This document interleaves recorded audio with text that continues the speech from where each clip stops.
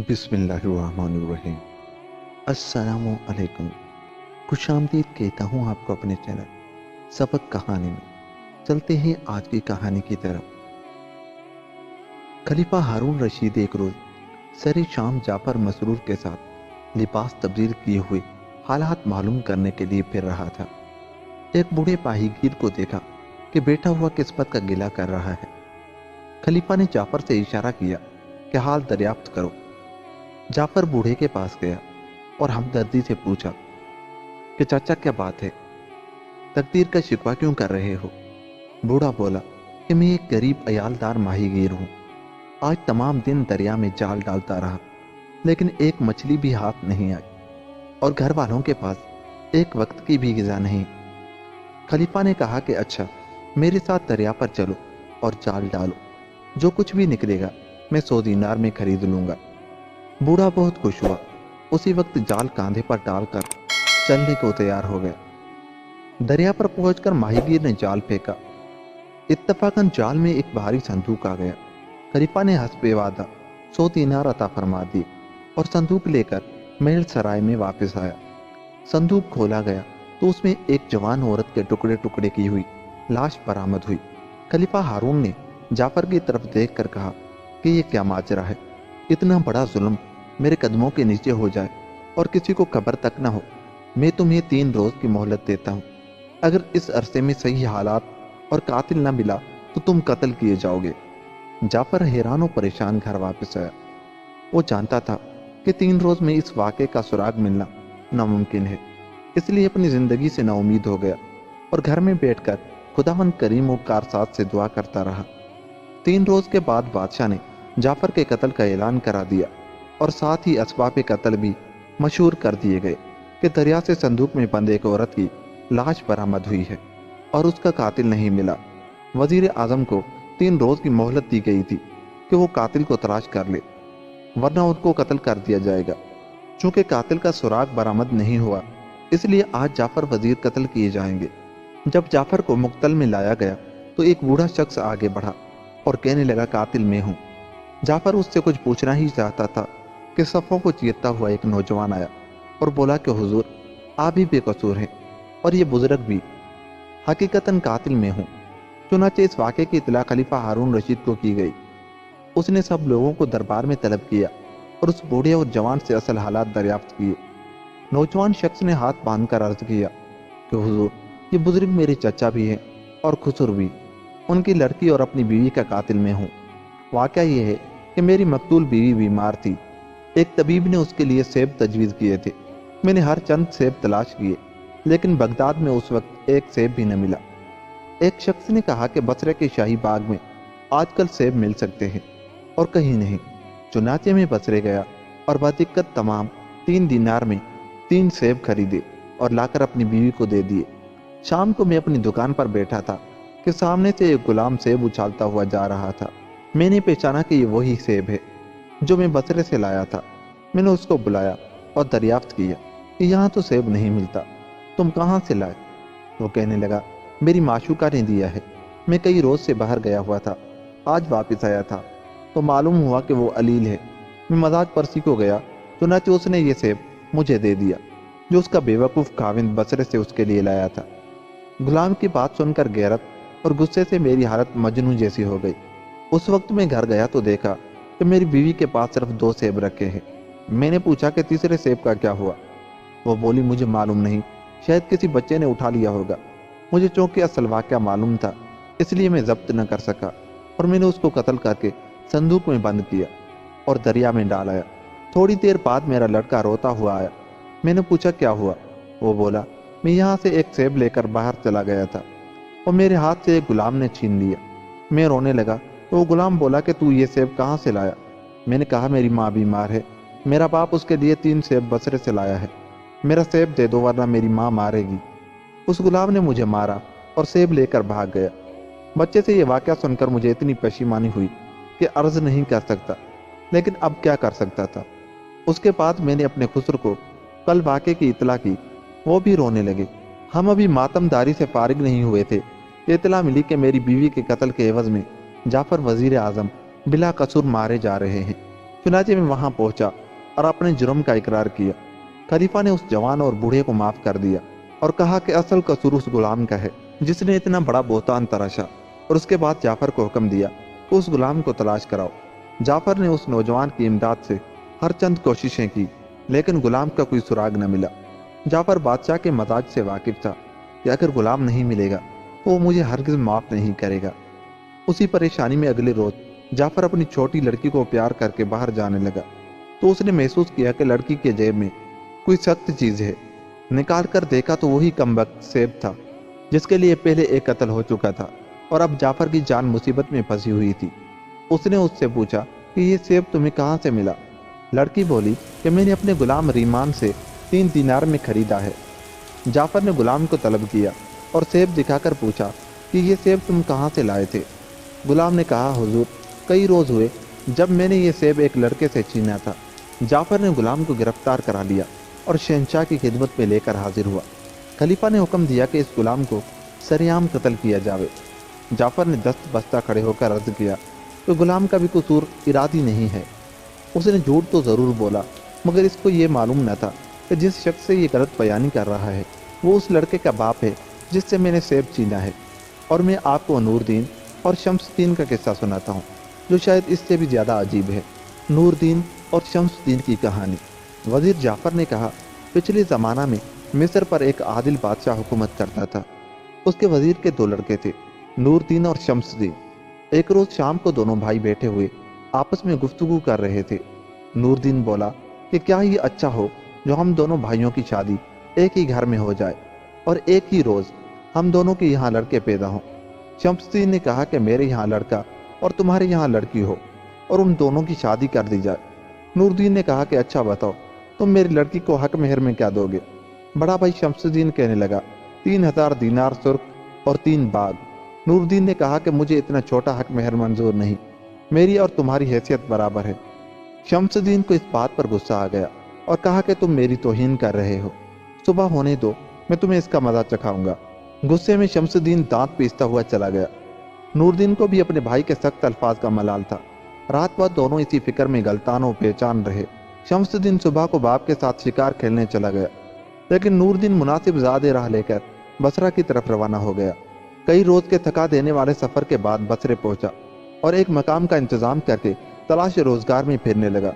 Nureddin एक दिन बाजार में खड़ा था कि बसरे के वजीर की सवारी गुजरी। वो भी तमाशा देखने लगा।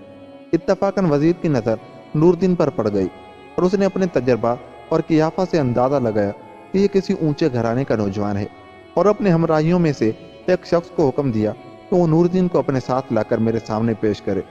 चुनांचे एक शख्स नूरदीन के पास आया और कहने लगा, आपको वजीर आजम बुलाते हैं, मेरे साथ चलिए। नूरदीन उसके साथ चला और वजीर की खिदमत में हाजिर होकर बहुत अदब से सलाम किया। वजीर ने बड़ी शफकत से अपने पास बिठाया और दरियाफ्त किया कि कहाँ के रहने वाले हो और किस तरह यहाँ आना हुआ। नूरदीन ने ज़रूरी हालात अर्ज किए और कहा कि मैं मिस्र के वजीर का लड़का हूँ। बाद मामलात नागवार खातिर पेश आए और मैं घर से चला आया, और मैं नहीं चाहता कि अब अहले ख़ानदान को अपनी इतला दूँ। अगर खुदा ने फजल किया और मैं अपने कुव्वत बाजू से किसी काबिल हो गया तो देखा जाएगा।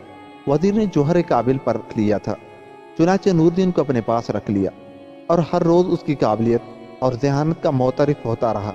इस अरसे में खुफिया तराए से नूरदीन के बयान की तस्दीक भी कर चुका था। एक रोज़ उसने नूरदीन से कहा कि मेरी कोई नरीना औलाद नहीं, मैं चाहता हूँ कि अपनी लड़की की शादी तुमसे कर दूँ और बतौर फर्जिंद दामाद अपना वारिस बना लूँ। नूरदीन ने मंजूर कर लिया। चुनांचे वजीर ने बड़ी धूमधाम से अपनी लड़की की शादी नूरदीन से कर दी और अपनी जायदाद का वारिस भी कर दिया। इसी असना में नूरदीन ने अपनी ज़ाती इस्तेदाद से शहर में काफ़ी रसूख पैदा कर लिया था और तमाम अमरा दरबार उसको पसंद करने लगे थे। वजीर ने एक रोज़ उसको बादशाह के सामने अपना भतीजा और दामाद की हैसियत से पेश किया। बादशाह ने दरबार में हाजिरी की इजाज़त दे दी और ज़मरा अमरा दरबार में शामिल कर लिया।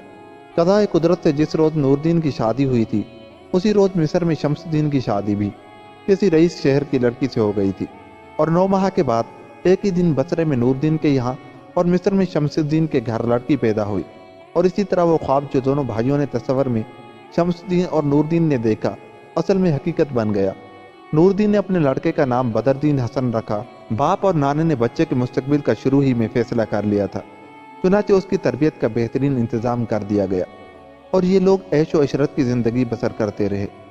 नूरदीन दरबार शाही में जाता रहा और अपनी काबिलियत और कुव्वत कारकर्दगी से बादशाह के दिल में घर कर चुका था। जब वजीर आजम बसरा और नूरदीन के खुसर कज़ा इलाही से इंतकाल हो गया तो बादशाह ने नूरदीन को ही अपना वजीर बना लिया। शमसुद्दीन भाई से लड़कर उस वक्त तो बाप के साथ शिकार को चला गया, लेकिन वापसी पर उसको निदामत हुई कि हम ख्वाह मुख्वाह आपस में लड़े और मैंने अपने छोटे भाई को ऐसी मलामत की जो किसी तरह मुनासिब न थी। चुनांचे वो भाई के पास आया तो मालूम हुआ कि नूरदीन किसी तरह खामोशी से निकल गया। शमसुद्दीन को बहुत सदमा हुआ और बाप को उसके चले जाने की इतला की, लेकिन वो वाक़या बयान नहीं किया जो झगड़े की वजह बना था। बाप ने हर चंद नूरदीन की तलाश की, लेकिन कामयाबी नहीं हुई। मजबूरन सब्र करके खामोश हो गया। कुछ दिन बाद शमसुद्दीन की शादी हुई और उसी दौरान में बाप का इंतकाल हो गया और शाह मिस्र ने शमसुद्दीन को अपना वजीर बना लिया। लेकिन शमसुद्दीन के दिल से पशीमानी का वो एहसास न गया कि सिर्फ मेरी वजह से छोटा भाई घर छोड़ने पर मजबूर हुआ और अब खुदा जाने किस हाल में होगा। नूरदीन ने अपना ज़माना वजारत में रियाया के राहत और आराम के लिए बड़े बड़े काम सर अंजाम दिए और लोग उससे इतनी ही मोहब्बत करने लगे कि शायद किसी वजीर को हासिल हुई हो। और उसी दौरान में उसका लड़का बदरुद्दीन हसन भी तालीम और तरबियत हासिल करके जवानी की सरहद में दाखिल हो चुका था। चुनाचे नूरदीन उसको अपने साथ दरबार में ले जाता और जिम्मेवार कामों की अमली तालीम देता।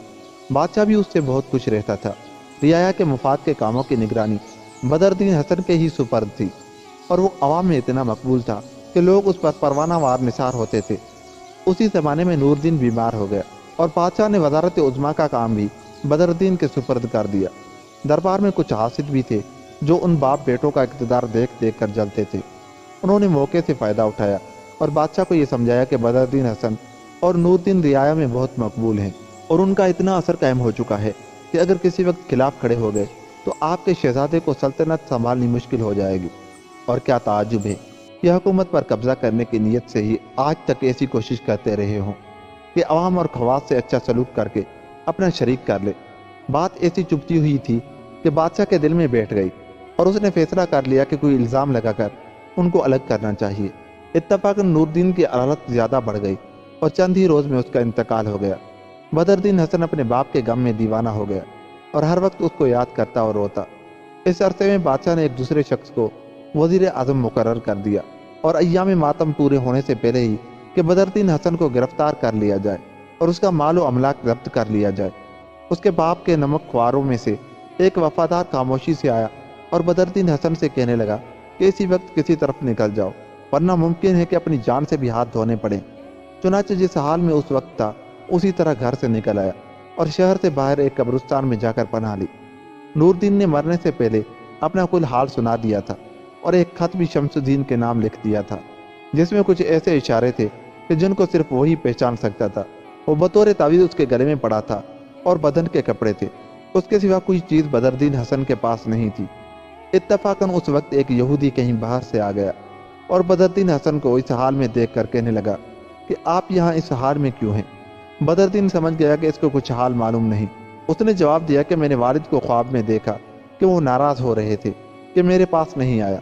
मुझे इतनी परेशानी हुई कि इसी वक्त घर से निकला और यहाँ चला आया।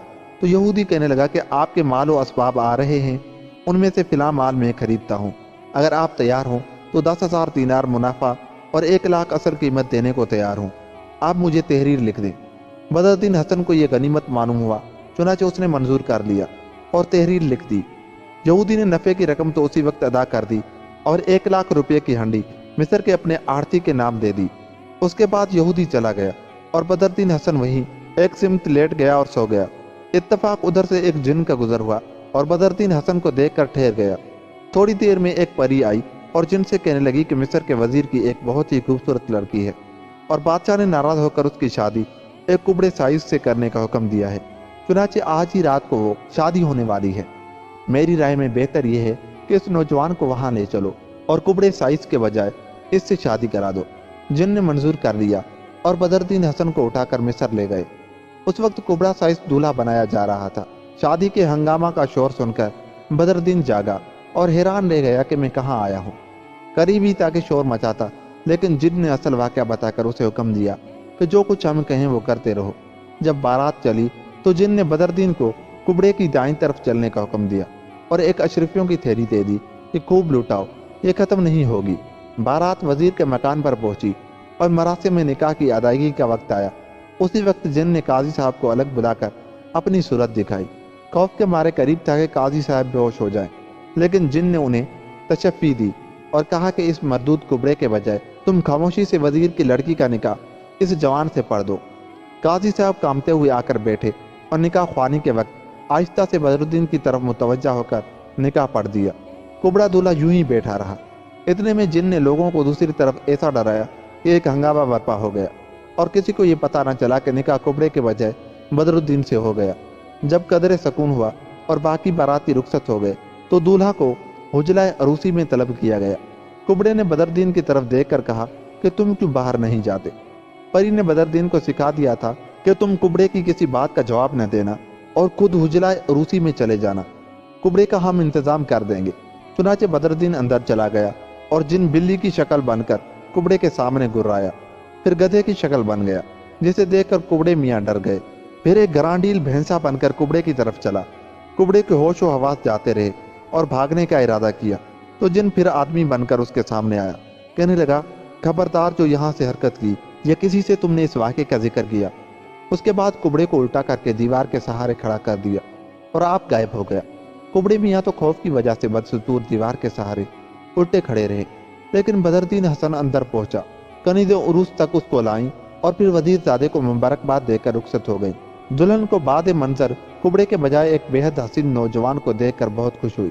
بدردین حسن جن اور پری سے کل قصہ معلوم کر چکا تھا، بے تکلف دلہن کے پاس بیٹھ گیا۔ دلہن نے اس سے پوچھا کہ میں نے سنا تھا میری شادی ایک کبڑے سائز سے کی جا رہی ہے۔ بدردین نے اسے آغوش محبت میں لے کر کہا کہ تمہارا کبڑا سائز میں ہی ہوں۔ پھر دونوں دیر تک باتیں کرتے رہے اور بدردین نے دلہن کو جن اور پری کا واقعہ سنایا۔ اس کے بعد دونوں نے پہلو با پہلو لیٹ کر آرام کیا۔ سونے سے قبل بدردین نے اپنا لباس اتار کر قریب کی ایک کرسی پر رکھ دیا تھا۔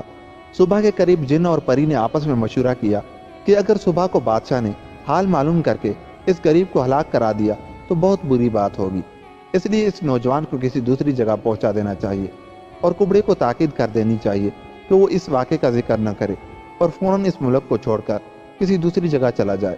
چنانچہ پہلے تو کبڑے کے پاس گئے جو بدستور الٹا کھڑا تھا اور اس کو خوب ڈرا دھمکا کر کہہ دیا کہ اگر کل شام تک تم اس ملک میں نظر آئے تو تمہاری خیر نہیں۔ اس کے بعد انہوں نے بدردین کو اٹھایا اور دمشق کی جامع مسجد کی سیڑھیوں پر لٹا دیا۔ صبح کو جب بدردین کی آنکھ کھلی اور اپنے آپ کو اس حال میں پایا تو بہت حیران ہوا۔ نمازی اس کے چاروں طرف جمع ہو گئے اور حال دریافت کرنے لگے کہ تم کون ہو اور یہاں کیوں پڑے تھے۔ بدردین نے اپنا کل کا واقعہ سنایا تو لوگوں نے سمجھا کہ غریب کا دماغ خراب ہو گیا ہے، عجیب باتیں کرتا ہے، پرسوں بصرے میں تھا، کل مصر میں شادی ہوئی، رات وزیر زادی کے ساتھ سویا اور اب دمشقی کی جامع مسجد میں آ گیا ہے۔ خود بدردین بھی سوچ رہا تھا کہ جو کچھ میں نے دیکھا وہ واقعہ تھا یا خواب۔ جب لوگوں نے زیادہ پریشان کیا تو غریب اٹھ کر ایک طرف چل دیا۔ راستے میں حلوائی کی دکان تھی، اس پر جا کر بیٹھ گیا۔ یہ حلوائی کسی زمانہ میں ڈاکو رہ چکا تھا، اب مدت سے توبہ کر لی تھی اور دکانداری کر کے اپنا گزر سفر کیا کرتا تھا۔ اس نے بھی حال دریافت کیا۔ بدردین ڈرتے ڈرتے سنانے لگا اور کہنے لگا کہ اس سے بیشتر کہ آپ مجھے دیوانہ قرار دے، اگر مناسب سمجھے تو میں جو کچھ کہہ رہا ہوں اس کی بصرے اور مصر سے تحقیق کرائیں اور اس مدت میں آپ کی دکان پر کام کرتا رہوں گا۔ آپ کو اچھی طرح معلوم ہو جائے گا کہ جو کچھ میں کہہ رہا ہوں اس میں اصلیت ہے یا نہیں۔ حلوائی بہت دانا تھا، اس نے اتنی ہی گفتگو سے اندازہ کر لیا کہ یہ نوجوان صحیح کہہ رہا ہے۔ وہ بولا کہ بے شک جو کچھ باتیں تم نے کہی ہیں صحیح ہے، لیکن میں تمہیں نصیحت کرتا ہوں کہ تم ان کا کسی سے ذکر نہ کرو، کیونکہ لوگ ان کو سمجھ نہیں سکتے، اور میں خوشی سے تیار ہوں کہ تم میرے پاس میری اولاد کی طرح رہو، میری کوئی لڑکا یا لڑکی نہیں ہے۔ بدردین نے اس کو غنیمت سمجھا اور وہ حلوائی کے یہاں رہنے لگا۔ ادھر مصر میں جب وزیر زادی بیدار ہوئی اور بدردین کو نہ پایا تو بہت حیران ہوئی، لیکن یہ خیال کر کے خاموش ہو گئی کہ شاید یہی کہیں گئے ہوں گے، کیونکہ بدردین کا مکمل لباس کرسی پر بدستور رکھا تھا۔ اتنے میں ایک کنیز حاضر ہوئی اور عرض کیا کہ آپ کے والد تشریف لاتے ہیں۔ وزیر زادی نے لباس ٹھیک کیا اور ادب سے باپ کے استقبال کو تیار ہو گئی۔ اتنے میں وزیر بارے غم سے دبا ہوا اندر آیا۔ بیٹی نے سلام کیا اور اپنے باپ کے پاؤں کو بوسہ دیا۔ وزیر حیران رہ گیا کہ لڑکی تو بشاش نظر آتی ہے، کہ یہ اتنی گزر گئی ہے کہ کبڑے سائز سے شادی ہونے پر بھی خوش ہے۔ آخر وزیر نے پوچھ ہی لیا کہ بیٹی کیا تم اس کبڑے سے شادی کر کے مطمئن ہو؟ کیونکہ جہاں تک میں اندازہ کرتا ہوں اس وقت تمہیں کوئی ملال نہیں، حالانکہ بادشاہ نے جو ظلم کیا ہے میری روح تک اس سے کچل گئی ہے۔ لڑکی نے ہاتھ باندھ کر عرض کیا، قبلہ و کعبہ کیسا کبڑا؟ میرے شوہر تو ایک بہترین شریف اور صحت مند نوجوان ہیں اور شاید کسی ضرورت سے باہر گئے ہیں، یہ ان کا لباس رکھا ہے، وہ آ جائیں تو آپ ہی دیکھ لیجئے گا۔ شمس الدین یہ سن کر بہت حیران ہوا اور اپنے داماد کو دیکھنے کے لیے باہر آیا تو کیا دیکھتا ہے کہ کبڑا دیوار سے الٹا لگا ہوا کھڑا ہے۔ وزیر نے اس کو سیدھا کیا اور پوچھا کہ کیا معاملہ ہے۔ وہ کبڑا رونے لگا اور ہاتھ جوڑ کر بولا کہ مجھے معاف فرمائیے، اگر بادشاہ کا باپ بھی کہے تو میں آپ کی صاحبزادی سے شادی کرنا تو درکنار نام بھی نہ لوں گا۔ پھر اس جن کی سختی اور دھمکیاں یاد کر کے زاروں قطار رونا شروع کر دیا اور بار بار وزیر کے پیروں پر پڑتا تھا کہ اب زندگی بھر اس شہر کی طرف منہ نہیں کروں گا، بس اب آپ میری خطا معاف کر دیجئے، ورنہ وہ جن مجھے مار ڈالے گا اور میں ابھی شہر چھوڑ دیتا، لیکن وہ ظالم حکم دے گیا ہے کہ سورج نکلنے تک تو اس جگہ سے ہلا تو ٹکڑے ٹکڑے کر دوں گا۔ وزیر کبڑے کی بکواس سن کر اور بھی معتجب ہوا اور ایک غلام کو بلا کر حکم دیا کہ اس مردود کو یہاں سے نکال دو۔ چنانچہ کبڑے کو نکال دیا گیا۔ وزیر پھر بیٹی کے پاس آیا اور پوچھا کہ تمہارے شوہر آئے؟ لڑکی نے جواب دیا کہ نہیں، میرے بیدار ہونے سے پہلے ہی وہ کہیں چلے گئے، پھر مجھے کچھ معلوم نہیں، یہ ان کا لباس رکھا ہے۔ وزیر نے لباس کو الٹ پلٹ کر دیکھا تو اس میں سے اتفاقاً وہ طویل سا نکل پڑا جو بدردین کے والد نے بطور خط اپنے بھائی شمس الدین کو لکھا تھا۔ شمس الدین نے اس کو کھول کر پڑھا اور کچھ دیر سکتے کے عالم میں کھڑا رہا، پھر ہنس کر اپنی بیٹی سے کہنے لگا کہ واقعی تم سچ کہتی تھی، لیکن میں خوش ہوں کہ تمہارا شوہر میرے گمشدہ بھائی کا لڑکا اور میرا عزیز ترین بھتیجا ہے۔ وزیر ذاتی یہ سن کر اور بھی خوش ہوئی اور اس نے باپ سے جن و پری کا وہ قصہ بھی بیان کر دیا جو بدردین نے اس کو سنایا تھا۔ وزیر کہنے لگا کہ بیٹی وہی جن تمہارے شوہر کو کسی اور جگہ لے گیا ہے، خدا پر بھروسہ رکھو، جس نے تمہیں اس مردود کبڑے سے نجات دی وہ میرے پیارے بھتیجوں کو بھی ملا دے گا۔ وزیر نے اس واقعے کو بالکل پوشیدہ رکھا، بدردین کا لباس اٹھا کر احتیاط سے رکھوا دیا اور خاموشی سے اس کی تلاش شروع کرا دی۔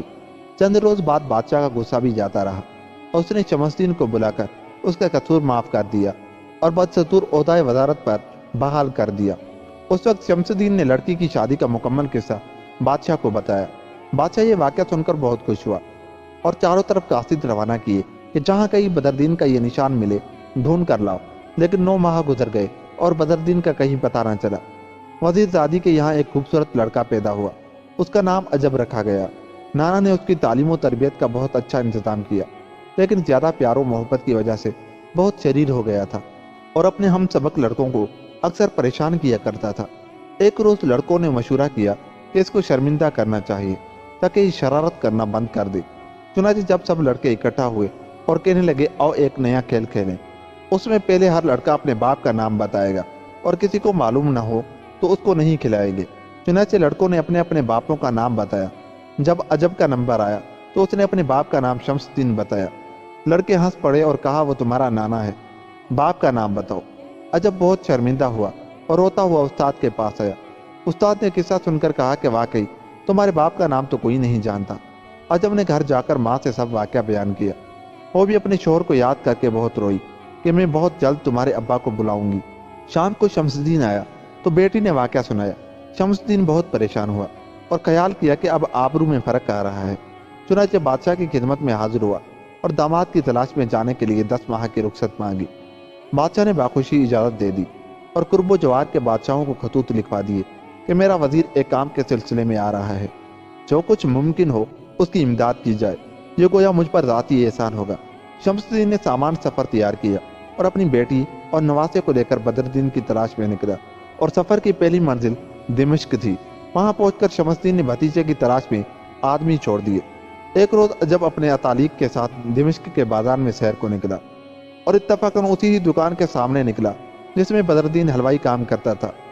پہلا حلوائی مار چکا تھا اور اب بدردین ہی اس کے کاروبار کا مالک تھا۔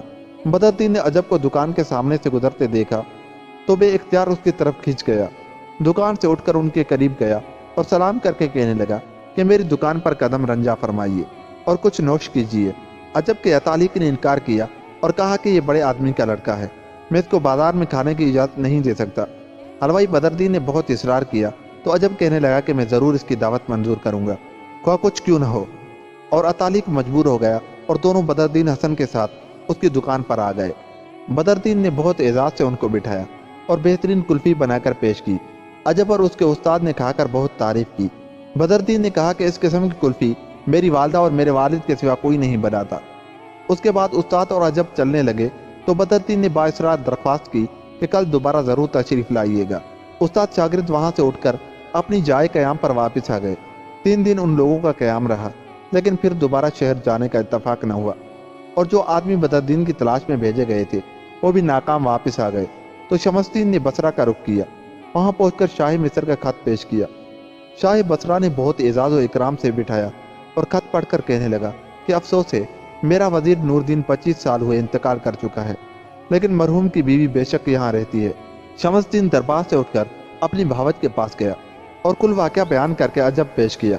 بدردین کی والدہ پوتے کو دیکھ کر بہت خوش ہوئی، بار بار سینے سے لگاتی اور زار زار روتی اور کہتی کہ خدا کا شکر ہے میرا بدردین زندہ ہے، اور آج اللہ نے میرا پوتا بھی میرے پاس بھیج دیا۔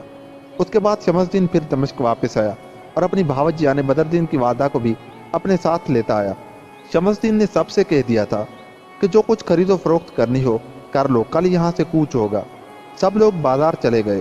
عجب بھی اپنے استاد کے ساتھ سیر کرتا ہوا بدردین کی دکان کے سامنے سے گزرا۔ بدردین تعظیم کے لیے کھڑا ہو گیا، دونوں کو بااصرار دکان پر لایا اور بہت خاطر مدارت کی، اور پھر بہترین کلفی بنا کر پیش کی۔ شام کو سب واپس آ گئے۔ بدردین کی والدہ ہر وقت پوتے پر جان نثار کرتی تھی، آج اس نے بڑے اہتمام سے ان کے لیے کلفی بنائی اور رات کو کھانے پر عجب کو دی۔ عجب کی طبیعت سیر تھی، لیکن دادی کے اصرار پر کھانے لگا اور تھوڑی کھا کر چھوڑ دی اور کہنے لگا کہ دادی اماں، آج میں نے بازار میں ایک حلوائی کی دکان پر کلفی کھائی تھی۔ دادی یہ سن کر چونکی، پہلے تو اتالیق کو بلا کر سخت سست کہا کہ تم میرے بیٹے کو بازار میں کھلاتے ہو۔ اتالیق نے عذر کیا کہ وہ حلوائی اتنا اصرار کر رہا تھا کہ ہم انکار نہ کر سکے، اس لیے مجبوراً یہ غلطی ہو گئی۔ اس کے بعد بدردین کی والدہ نے ایک غلام کے ہاتھ اس دکان سے کلفیاں منگا کر کھائیں تو حیران رہ گئی۔ اس وقت شمس الدین کو بلا کر انہوں نے سب واقعہ بتایا اور کہا کہ تم اس حلوائی کو بلاؤ، کلفیاں میرے بیٹے بدردین کے سوا کوئی نہیں بنا سکتا۔ چنانچہ شمس الدین نے حاکم دمشق سے امداد لے کر بدردین کو گرفتار کرا کے اپنے قیام گاہ پر بلایا۔ پردے سے عجب کی ماں اور دادی نے دیکھ کر پہچان لیا اور شمس الدین کو اطلاع کر دی کہ یہی بدردین ہے۔ شمس الدین نے اس کو خیمے میں طلب کیا اور نہایت غصے کی حالت میں پوچھا کہ یہ تمہاری دکان کی کلفیاں ہیں؟ بدردین نے کہا جی ہاں، لیکن آخر میرا قصور کیا ہے جو گرفتار کر لیا گیا ہوں؟ شمس الدین نے کہا کہ یہ نہایت خراب کلفیاں ہیں اور ان کو کھا کر میرے کئی عزیز بیمار ہو گئے ہیں، اس لیے تمہیں اس کی سزا ضرور دی جائے گی۔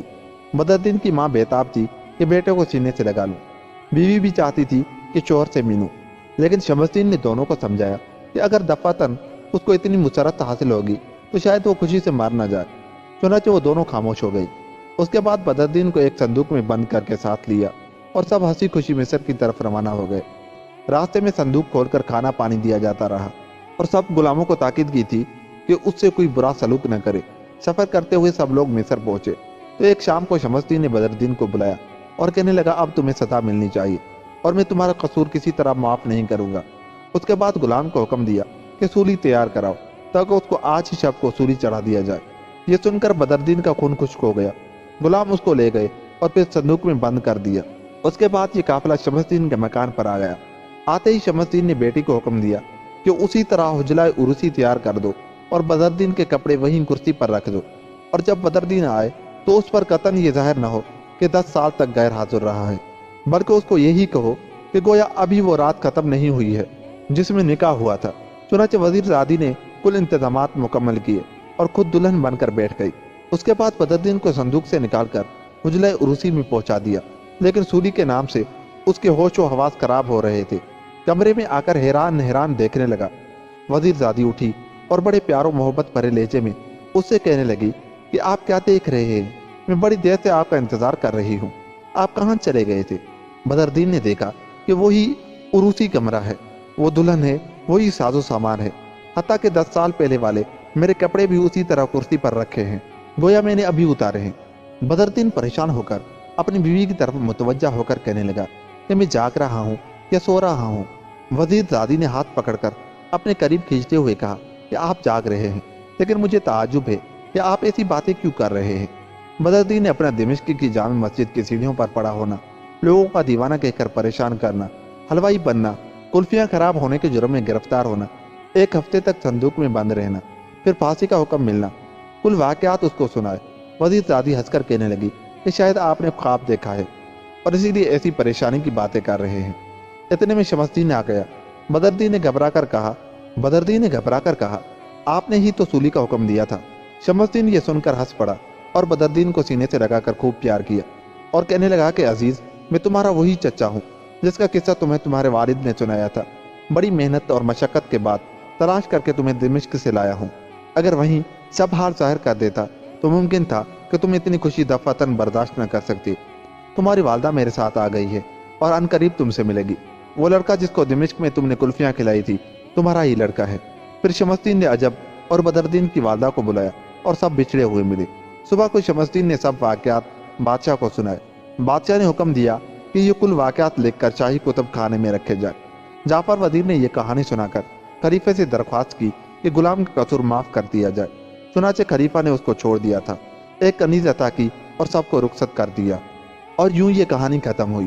دوستو، اگر آپ کو یہ کہانی اچھی لگی تو ہمارے چینل کو سبسکرائب کر کے آپ بھی ہمارا حصہ بن جائیں تاکہ ہماری آنے والی کہانیوں کی نوٹیفیکیشن آپ کو بآسانی ملا کریں۔ ملتے ہیں کسی ایسی ہی کہانی کے ساتھ، تب تک کے لیے اللہ نگہبان۔